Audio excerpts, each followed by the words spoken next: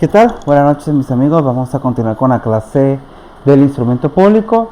Esta vez vamos a platicar en la tercera parte de este tema. Mi nombre es José Martínez y vamos a dar inicio a la clase. Antes de empezar, te quiero invitar a que te suscribas a mi canal de YouTube. Dale, suscríbete. Aparezco con el nombre de Emanuel Martínez. Ahí están todos los videos de las clases anteriores.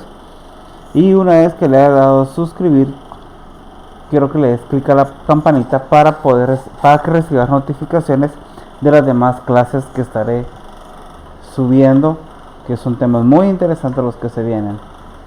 Dicho esto, vamos a comenzar con la clase. Hoy nos toca hablar del instrumento público acerca de los sujetos y otros temas. En cuanto a sujetos, Pérez del Castillo, citado por Nery Muñoz, lo define como la persona que se ve afectada en su patrimonio en virtud del otorgamiento de una escritura. Puede ser que el acto jurídico produzca menoscabo o incremento o alteración en el patrimonio, pero siempre repercute en su esfera jurídica. Muñoz afirma que sujeto es el titular de un derecho u obligación. También argumenta Muñoz que el sujeto del derecho es una persona determinada susceptible de derechos y obligaciones. Para Muñoz, los sujetos del instrumento público son los siguientes. Parte, que es la persona o personas que representan un mismo derecho. Otorgante es quien otorga, la parte que contrata en un documento público. Compareciente es cualquier persona y no solo quien requiere al notario, es también quien comparece e interviene en el instrumento público, entre ellos los testigos, traductores o intérpretes. Y está el requirente, es quien pide al notario que actúe, es quien solicita sus servicios, es quien comparece en el acta. Gracias González aporta su clasificación de la forma siguiente y dice que solo hay otorgante, que es la persona que da algo. Es quien da el consentimiento al firmar la escritura o al imprimir su huella digital. Parte, en sentido material, es a quien le repercute directamente los efectos del acto en su persona. Y en sentido formal, es a quien no le repercuten directamente los efectos del acto en su persona, pero que interviene en su formación. Y el compareciente, que es la persona que comparece ante un juez, un tribunal, un notario o un órgano público. Otro de los temas importantes a mencionar del instrumento público son los auxiliares del notario. Nery Muñoz expone que la legislación notarial establece que el notario podrá asociarse de testigos y también en algunos casos de intérpretes. Gracias González indica que el notario, para autorizar una escritura, está facultado a velarse de la intervención o auxilio de otras personas, diferentes o ajenas a los otorgantes, partes o comparecientes. Indica además, gracias González, que ellas están presentes en el otorgamiento. Algunas pueden cumplir una función más activa que la de la simple presencia, pero en todo caso comparten la falta de interés directo en el asunto, pues no se ven afectados en forma alguna en sus intereses y relaciones jurídicas, es decir, son partes en sentido formal, no material. En el Código Notariado se les denomina personas que intervienen en el instrumento. Y aporta su clasificación exponiendo que los auxiliares del notario es posible dividirlos en dos grupos, a saber, intérpretes y testigos. Y cuando hablamos de testigos, en la doctrina, indica Nery Muñoz, se reconocen varias clases de testigos. Los que se utilizan en Guatemala son de conocimiento o de abono. Son los que colaboran con el notario identificando al otorgante, al cual conoce cuando éste no puede identificarse con la cédula de vecindad, es decir, con su documento personal de identificación actualmente, o el pasaporte, para el caso de los extranjeros. Y deben además ser conocidos por el notario, artículo 29, numeral 4 del Código Notariado. También están los testigos instrumentales, que son aquellos de los cuales el notario puede asociarse para cualquier acto o contrato, pero obligatoriamente al autorizar testamentos o donaciones por causa de muerte, artículos 42 y 44. Están también los testigos rogados o de asistencia, son los que firman a ruego de un otorgante que no sabe o no puede firmar y por lo tanto solo deja la impresión digital. Y si fueran varios los otorgantes que no supieran firmar, lo hará un testigo rogado por cada parte o grupo que represente un mismo derecho. Eso está en el artículo 29, numeral 12 del Código de Notariado. Muñoz también indica que los testigos deben ser civilmente capaces, idóneos y conocidos por el notario. Si el notario no los conociera con anterioridad, deberá cerciorarse de su identidad por los medios legales, excepto cuando se trate de testigos de conocimiento. En este caso, sí debe conocerlos. Gracias González expone que desde el punto de vista doctrinario y legal, también es posible clasificar a los testigos en 3 categorías. Es parecido a lo que dice Neri Muñoz en cuanto a que según la doctrina existen testigos de conocimiento, que también son los que se les denomina testigos de abono, o bien testigos de identidad. Son las personas que colaboran con el notario en la identificación del compareciente al que no conoce y que por algún motivo no dispone en ese momento del documento de identificación legal para presentársela al notario. También están los testigos instrumentales, que en la legislación guatemalteca el testigo instrumental es obligatorio que forme parte de la estructura del instrumento, o mejor dicho, que intervenga o concurra, específicamente en el caso de los testamentos y donaciones mortis causa, así como en sus respectivas revocaciones. En los demás casos, el notario podrá, si así lo considera pertinente y oportuno, valerse de la presencia e intervención de tales testigos. También, de conformidad con Gracias González, están los testigos rogados o de asistencia. Esta clase de testigos tiene participación cuando uno de los otorgantes o ambos no puede firmar o no sabe hacerlo, por lo que el testigo firma en nombre de aquel a su ruego. Garnica, por supuesto, da su clasificación en cuanto a los testigos y indica que existen testigos instrumentales, son aquellos que se utilizan solamente en los casos en que la ley expresamente los pide y solamente se dan en el testamento común abierto, en la donación por causa de muerte, en la revocatoria de testamento y en el acta de testamento cerrado. Obligatoriamente son 2 testigos instrumentales. Están los testigos a ruego, es aquel testigo que firma cuando el compareciente no sabe o no puede firmar, y entonces ese testigo firmará por él, y solamente es uno, comparece en el cierre. Está también el testigo de conocimiento, que son aquellos testigos que se utilizan cuando el compareciente no porta documento de identificación.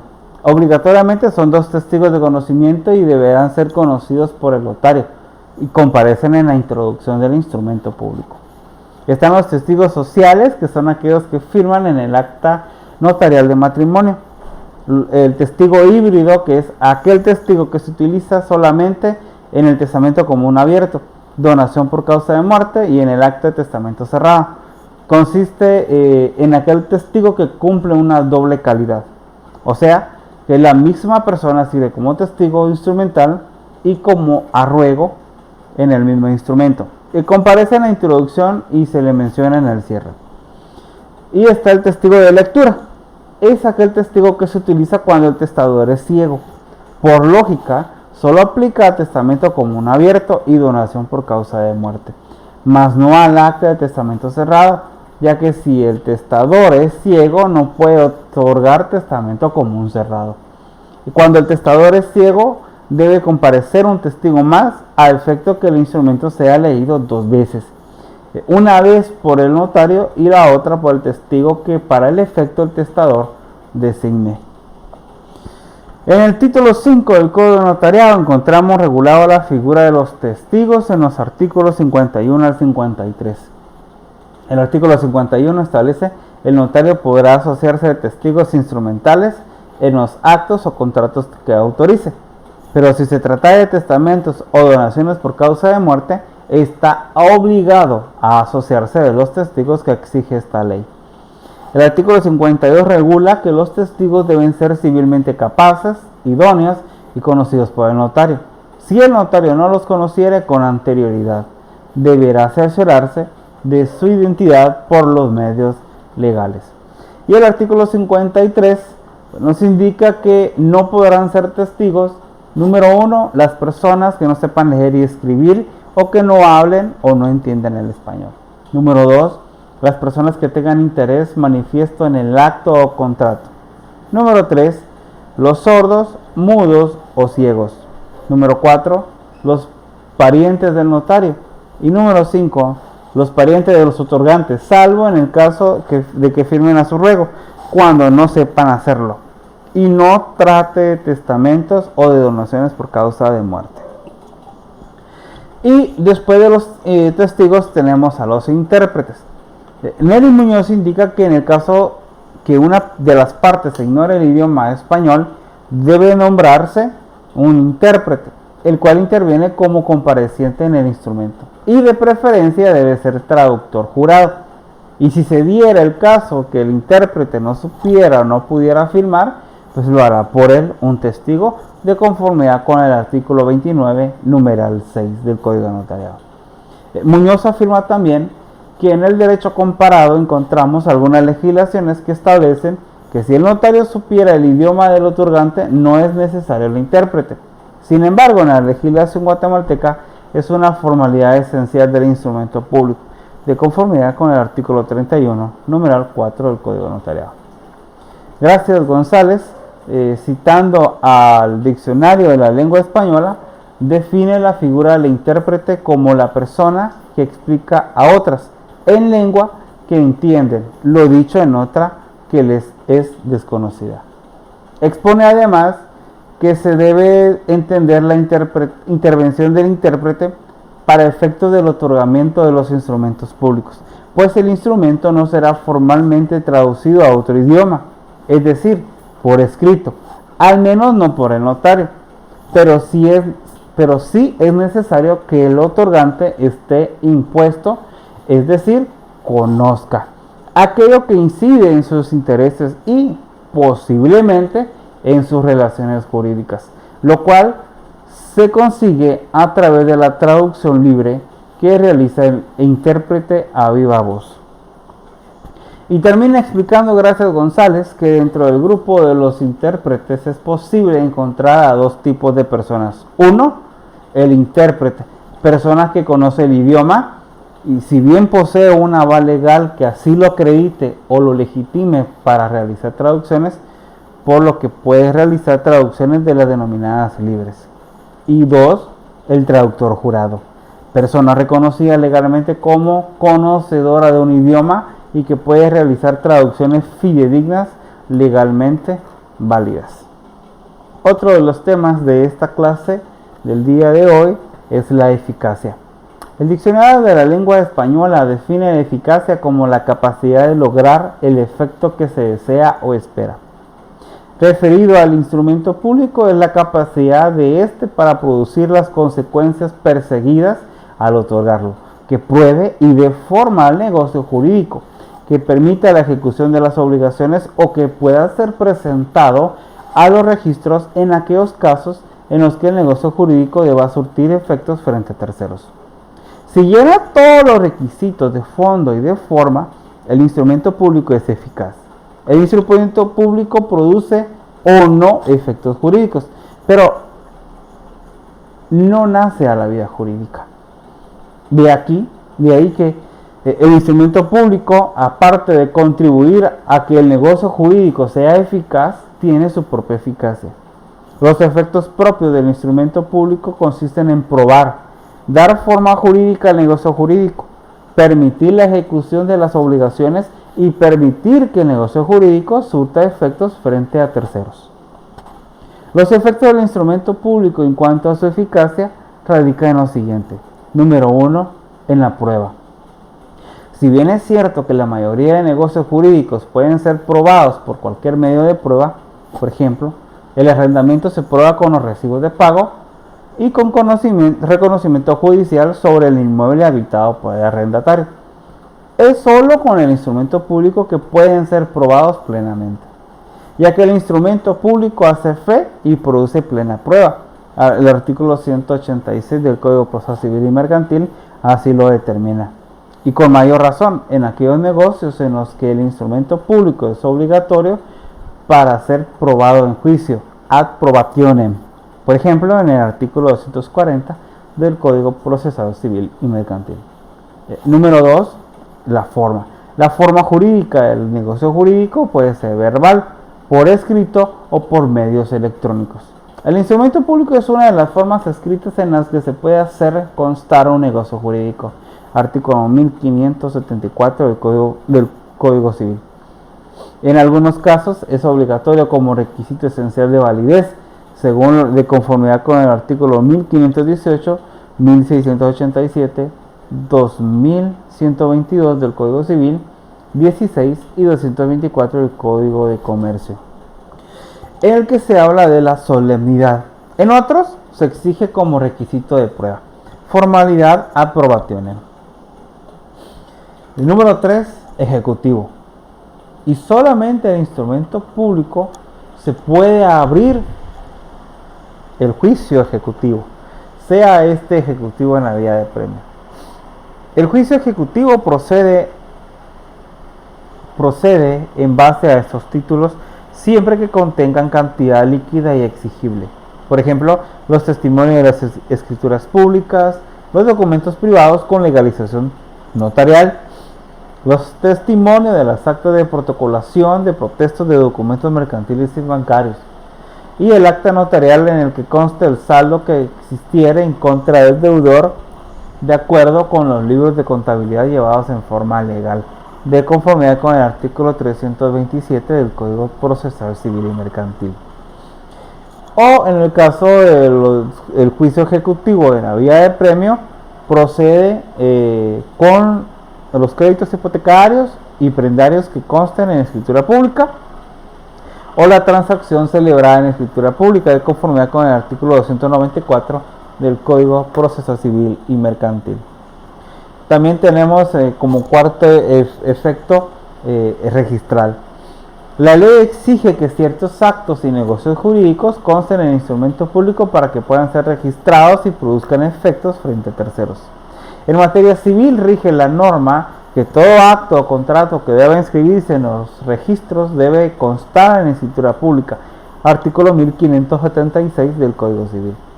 Independientemente de que la norma citada tenga sus excepciones, es decir, el registro de garantías mobiliarias y el registro de la propiedad intelectual, por ejemplo, se hacen constar en la escritura pública, número 1, los actos y negocios jurídicos detallados en el artículo 1125 del Código Civil.